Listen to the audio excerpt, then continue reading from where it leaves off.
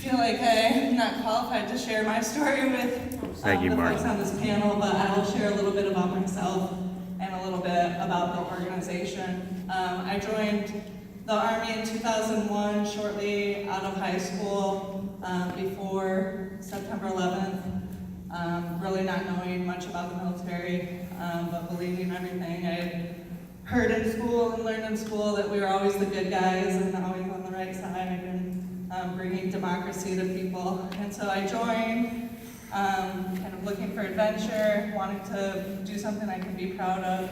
And while I was in my job training, the attacks on the World Trade Center happened, and the drill sergeants kind of told us to get ready to go to war. And so we prepared. That happened. I deployed 3 times in 5 years, to Kuwait first when the invasion was going on, in Afghanistan, and then in 2003, the invasion of Iraq, and then again another year in 2005 in Iraq. So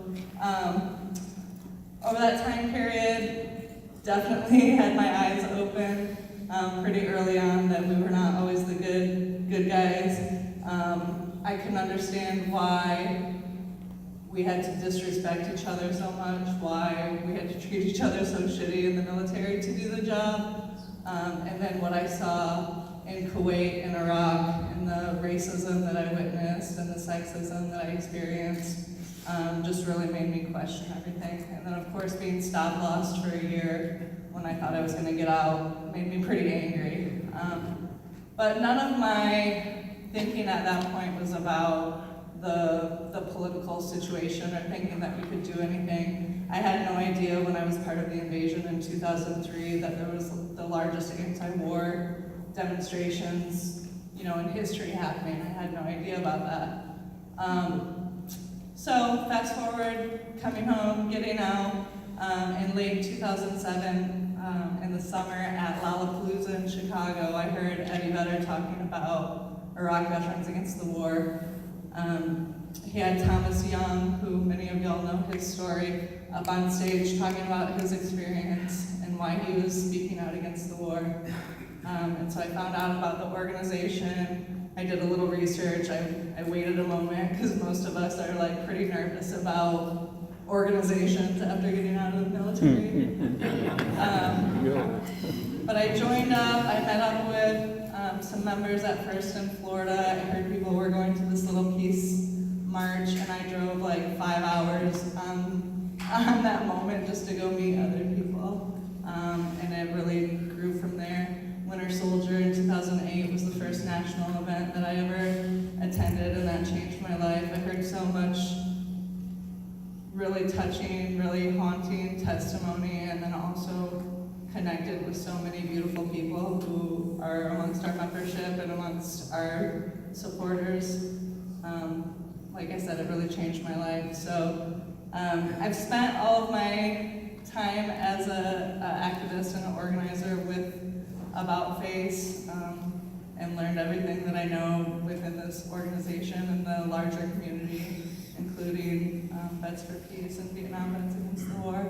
And in that time, I've been a brand new baby member, I've been a chapter leader, I've been a volunteer organizer, I've been on our different campaign teams, and in 2011, I became a staff person, and have been one of our co-directors since 2012. So we continue to do this work. We've had definitely lots of ups and downs over the years. As many of y'all know, that we were at like a real height of our visibility and our popularity and our funding around 2008, 2009, and then the bottom really fell out when Obama was elected.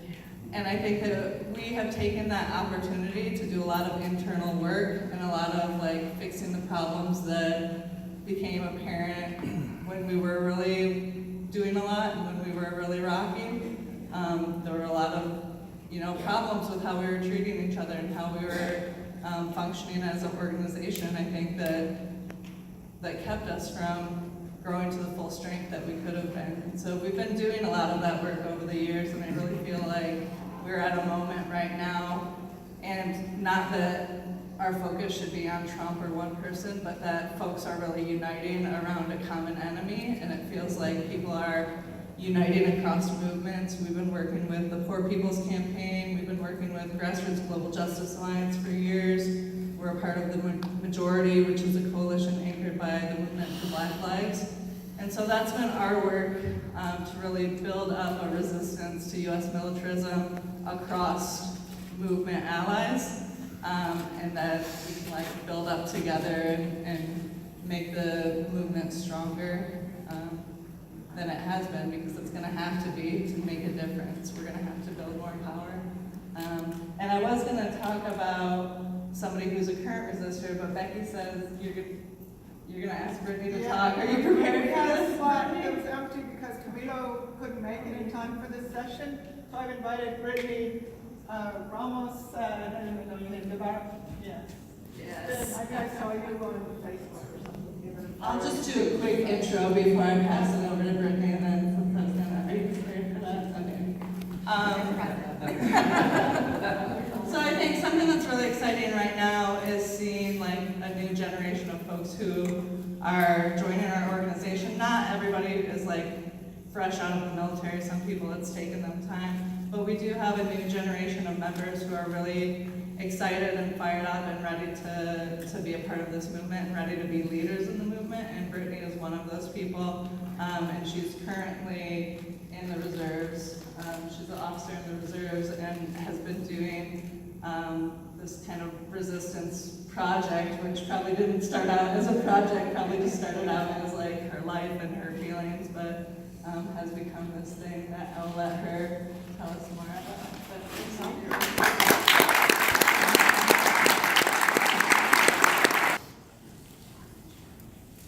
Thank you for asking me to speak and for the intro, Maggie. It's always weird introducing yourself, especially when you're not prepared. My name is... Okay. Is that loud enough? Okay. My name is Brittany Debarros. I'm a captain in the Army Reserves. I'm a psychological operations officer. So the relatively new strategy of flyer drops at the time that you adopted it, Susan, is what I'm trained in that legacy, psychological warfare. And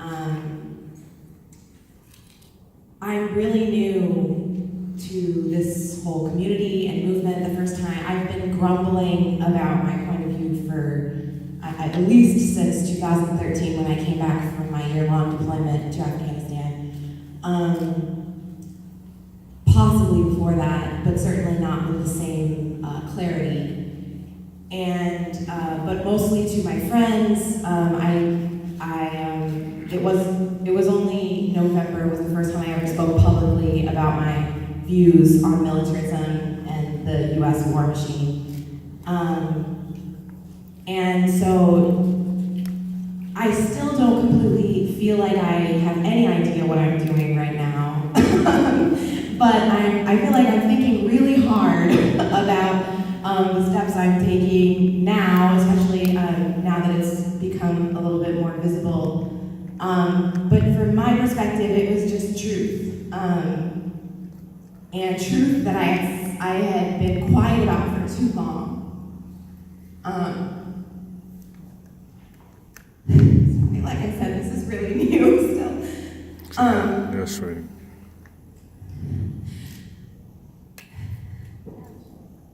All right. The first time I ever heard about the GI resistance or anything of the sort was the first Veterans for Peace meeting I went to, headed up by Susan Schnall in New York City. And it was because I had dissociated from any veteran labels, any veteran things. I was just kind of keep my head down and try to like get done with my contract without getting into too much trouble mode. And then the backlash to the Take a Knee campaign happened, and I was posting about it because I already did anti-poverty and anti-racism work, but with no integrated, which is crazy to me now, no integrated lens other than ranting to my friends about how there needed to be an anti-war lens in anti-racist and anti-poverty work. Right on. And I saw the backlash and I posted about it, and I had people responding onto my own social media post like, your analysis of this makes so much sense. I just can't support it because of the veterans. And I was just like, you're saying this to a veteran? Like, that makes no sense. You know, like, you're so brainwashed. And I'm trained in understanding social narratives. And I suddenly had this aha moment that should not have taken me so long.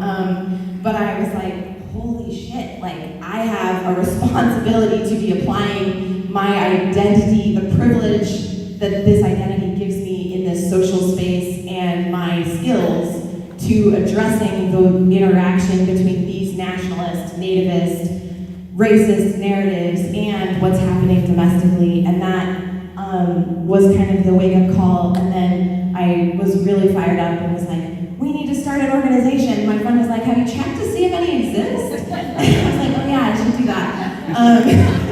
And so I found Veterans for Peace.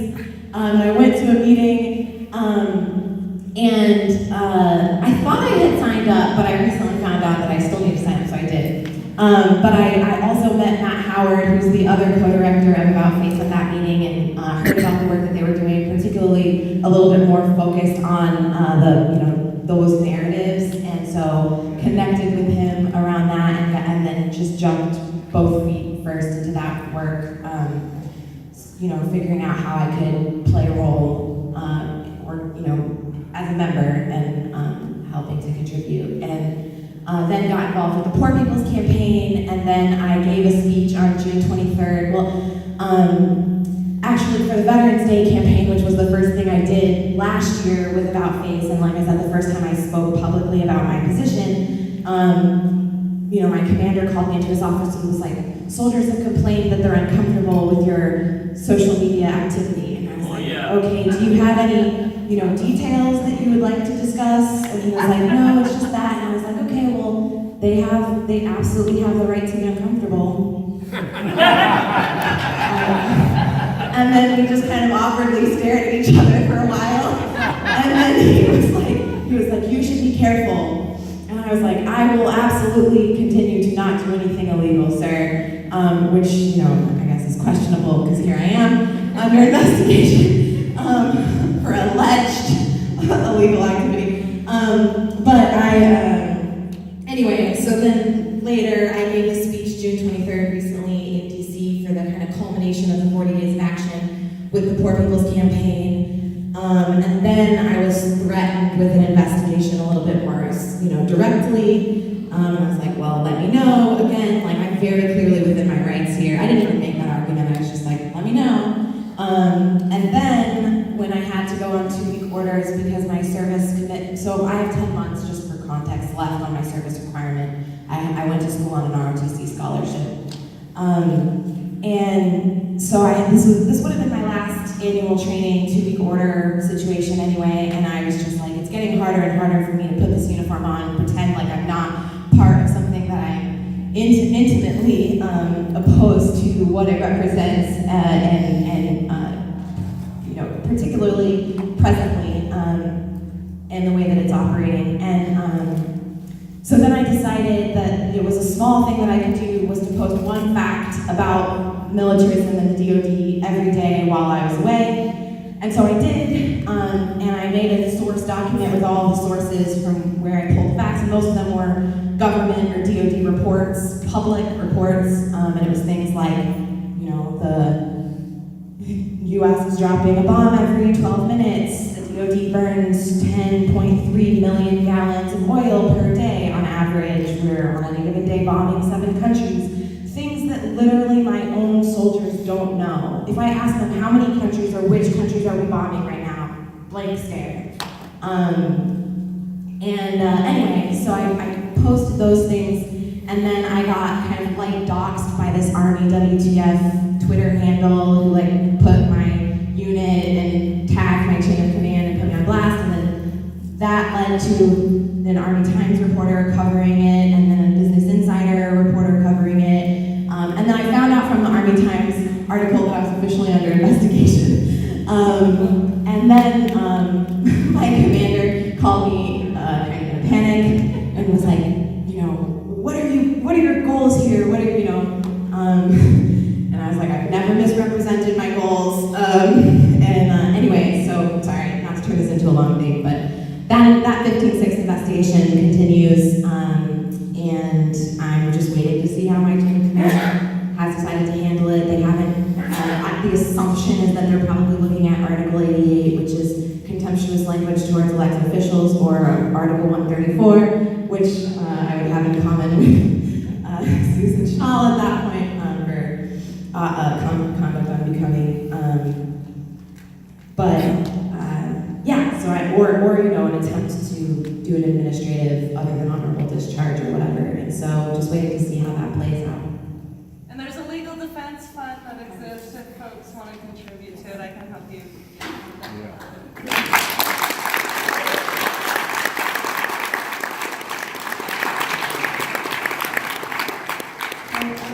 don't have a big question for you. I don't really, you know, the project here is, I think it was taken on something like. Doug Rawlings, who will moderate. The question that I have as an elder is how on earth, how do we reach out and work with the younger folks, the younger veterans? Because we're sometimes are on parallel tracks. We do come together once in a while. And I guess what I'm constantly grappling with everybody is how do we kind of grow? Because we need to. Grow together. And we need to really work with younger people and keep what we've been working on, and I'll say it again, it's 50 years. We have a lot more work to do. So how do we do this together outside of annual conventions? I'll say a couple things. And then, are you opening this up for everybody? And then I'm going to have them roll on the mic. Things I would say, just like simply, are doing work on race, class, gender, how we communicate, how we make decisions together. Like really doing that work to make space open for folks to learn how to communicate and hear folks, so people aren't just coming to meetings and getting talked at. I don't have a Veterans for Peace chapter in my area, so I'm not speaking from experience by any means. But just knowing ourselves too, and about face, what we've had to do is like really tackle that stuff and work head on. Another thing I would say is thinking about the babies, the kids, having childcare available, and not just childcare. Something we're trying to really do is to build out children and youth programming, not just babysitters, but how are we talking to our kids about the same things that we're talking about in these groups. So those are ways that I see us moving forward. Other folks want to? Let's go. Well, I got out in 2000, so the first veteran organization to get to me was the American Legion, and they got through to me through the county veteran service office. Each county in every state has a veterans services office, so we can leave our information there. All veteran organizations are welcome to leave information there. We can infiltrate there and do some marketing there. In 2003, I was on the combat PTSD unit with all Vietnam veterans. Rolling Thunder came in. Now, we're not allowed to go into the VA, you know, as an organization, you know, to promote what we do, but we can go in as Veterans for Peace, and we can feed a cohort of folks that are mortally injured and meet them right there where their injuries are. Where oftentimes we come home and we're still in a sea of, you know, waving flags, and we don't know that it's safe to come out and say we're a veteran for peace. So we can meet them there, we can feed them, and then wear our t-shirts, and then they can say, hey, what's that? You know, say, oh, well, check this out, you know. But anyway, that's a way that we can get to folks the way Rolling Thunder built that community in my backyard in New Jersey.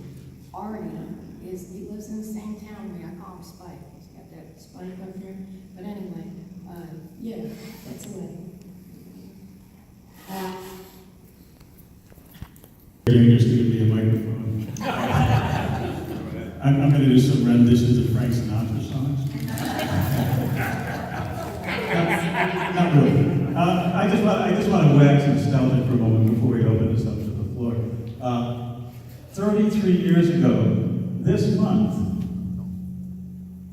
I met in Denny's restaurant in Auburn, Maine, with 4 other people.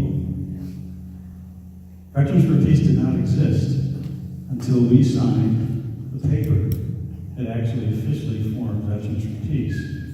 And the logo that you're wearing and your shirts was designed by Martha Lively, who was working with me on a children's collection of poetry. She was doing the illustrations.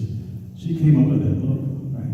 So here I am today, and I'm just listening to this amazing group of people, thinking to myself, God, we never even imagined that we would have this power that we've got right now, all right? And so I would say to all these people who are just starting out in this kind of stuff, we didn't know. What the hell did we know, right? I mean, it was 15 years after I got out of Vietnam that we formed Veterans for Peace. Veterans for Peace. So we've come to this point. I think there's tremendous space for growth, and we're taking off right now. So my job is to open this up for a dialogue, a conversation. If you've got a question you want to ask, or a comment that you want to make, or a compliment to some of the speakers, I will give you the microphone, and you can do it. Sorry, I want to instruct people not to talk too close to the mic. because I can't hear what you're saying when you do that. You mean like this? Okay. So if you've got a question or comment and you want to say something very quickly or relevant to what we're doing right here, I will hand you the microphone. Come forward so I don't have to talk too far. I want to ask if Doug Zachary is in the room, because he has an amazing recent VA experience of connection, like Sarah was talking about. Is Doug Zachary in the room? We didn't let him in. Sadly, no.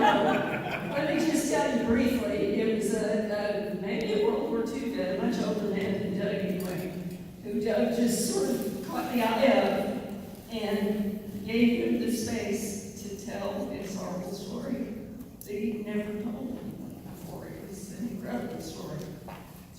Yes, if we are out there as if we are, it gives people space. Just responding to your question about how do we grow, evidence-based research approaches. I don't know, I'm pretty new to the organization, but I don't know what types of research projects that Veterans for Peace has put on, like internally, like interviewing and doing some of their qualitative data analysis.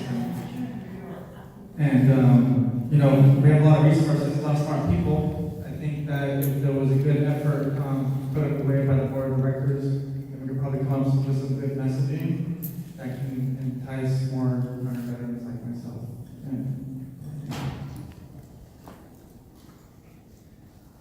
Right behind you. I'm reminded with the elders and the younger folks, the common connection between the two. To me, it seems a reminder of the distant Winter Soldier. If you remember Winter Soldier, where Vietnam vets spoke about their direct experiences. And I think that is the connection. The first casualty of war is truth. And this is what I'm hearing is when we speak the truth, it's different than what is marketed. And I would love to see VFP join other organizations and do a variation if they had enough resources to get onto television and reach the public in veterans, young and old alike, speaking the truth about their own direct experiences. Right behind you. Mohammed Zahid Chowdhury, President, Rachel Corey Chapter, 109. I also am the Vice President of my local community TV station in a county with 6-7 cities. So we produce at least one program, many more than that, a month. And then we broadcast 16 times. Mondays, Wednesdays, and Saturdays, different times, to increase our demographics. I think there is community TV today in America. It won't be for too long because of media consolidation, and as we can see where the media is going. So I want to grow my chapter exponentially. I remember meetings when we used to have 160 people. President Bush, 2005, 2006. And now, most of my chapter members have passed on. They haven't passed. Some people might call them they have died, but to me, they live live in my mind and my heart. And what do? We did picture project, we did spoken words, open mic, poetry, prose, essays, and then we broadcast. So that's a legacy which will stay behind long after we are gone.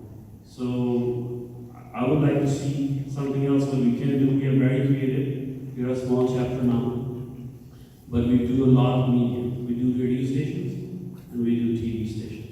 And then we do, like Martin Luther King Day, I would go to the Evergreen State College, break down the Dr. Martin Luther King's Vietnam speech into 16 sections, and 16 veteran students from the Evergreen State College will read each section. Then I will broadcast it 16 times. Then I will take the same speech to the local big church, United Methodist Church, and 16 community members will say their speech, and I will broadcast it. So I would like to, I'm reading lots of other things, but I'm here to re-nurture, what else we can do that we haven't done. So we've done Arlington Northwest, we do counter improvement, we do so many things. But what I am having a problem getting people of my age into the chapter. Thank you. Media expert. Okay. Yes. Hi, thank you, and I apologize that I didn't come in and hear the whole thing. I was chatting with friends. But I'm Shanti Wolf, I'm with the local chapter of Veterans for Peace. And the other outreach is here in the cities anyway. There are veteran service centers. There are also veteran places at the colleges and universities. And I wanted to echo also with what you were saying about media. We do have local media that we can get involved with. I've kind of backed out, and I'm working a lot with various art. We're starting our own Warrior Writers, Minnesota. So, it's a chance to really get in different ways, to do it different ways.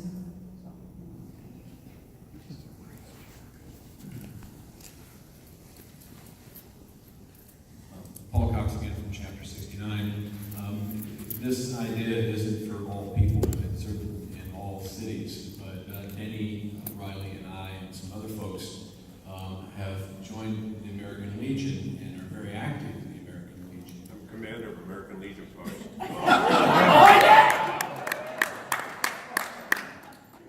In fact, their national convention starts Friday across the river in Minneapolis at the convention center. And I'm going to be going to a committee meeting on Saturday on the veterans health care and try to set the place on fire in terms of why they behave so poorly on this VA Mission Act which just passed a few months ago. That's right. But so we're not shy about who we are, and we make ourselves useful, and we sort of wound up in charge of a lot of stuff there. He's the commander of a post, and I'm the chaplain.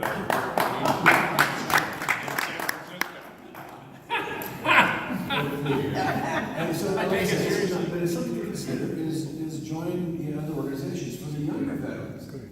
Younger veterans are not joining the American Legion, so that's a real issue for I think anybody. But there are also these other organizations, Team Rubicon, Team Red, White, and Blue, which are made up of younger veterans, and they're very active, and they're not political.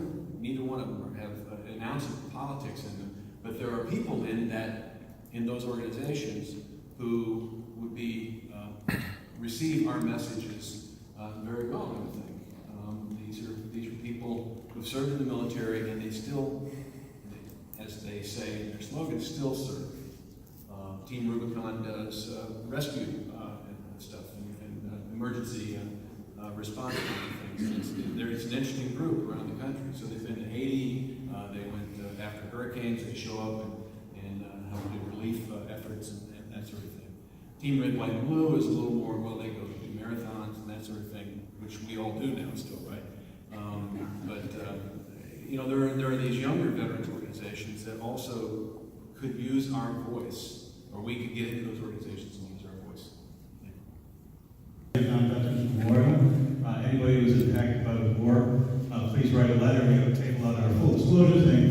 And then we put together 2 collections. This one is just fresh off the press, and we'll have 25 copies of this book at our full disclosure table probably tomorrow morning.